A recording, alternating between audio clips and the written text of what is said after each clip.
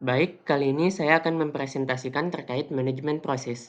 Sebelumnya, perkenalkan nama saya Taufik Firmansyah dengan NIM 2510138. Masuk ke pendahuluan, manajemen proses adalah fungsi utama sistem operasi yang mengatur eksekusi berbagai proses dalam komputer. Setiap proses membutuhkan sumber daya seperti CPU, memori, dan perangkat input-output agar berjalan efisien.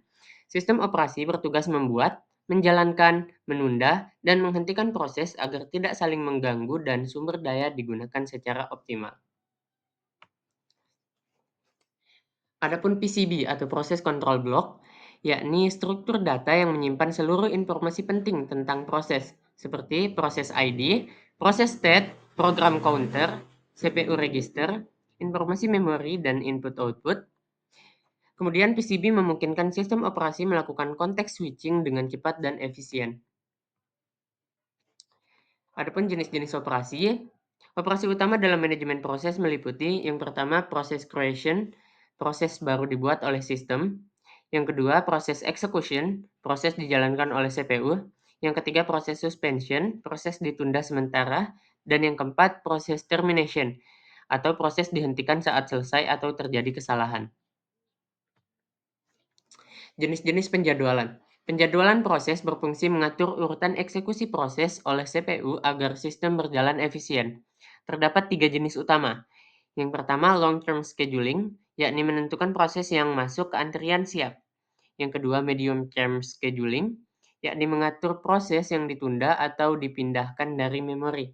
Yang ketiga, short-term scheduling, yakni memilih proses yang dijalankan CPU berikutnya. Adapun contoh algoritmanya yakni PCFS, SJF, round robin, priority, dan multilevel queue. Yang terakhir, multithreading. Multithreading adalah teknik di mana sebuah proses memiliki beberapa thread yang berjalan secara bersamaan di dalam satu ruang alamat yang sama. Setiap thread mempresentasikan jalur eksekusi terpisah yang dapat berjalan secara paralel. Keuntungan multithreading meliputi efisiensi tinggi karena berbagi memori dan sumber daya antar thread. Responsivitas lebih baik, terutama pada aplikasi interaktif. Kemudian pemanfaatan optimal CPU, terutama pada sistem multiprosesor. Masuk ke kesimpulan, manajemen proses merupakan komponen penting dalam sistem operasi yang berfungsi untuk mengatur eksekusi berbagai proses secara efisien dan adil. PCB berperan sebagai wadah penyimpanan informasi penting tentang proses, sedangkan berbagai jenis operasi proses memastikan siklus hidup proses berjalan dengan baik. Penjadwalan proses membantu mengoptimalkan penggunaan CPU, sementara konsep multithreading meningkatkan performa dan efisiensi program. Pemahaman tentang manajemen proses sangat penting bagi pengembangan sistem operasi yang andal dan efisien. Terima kasih.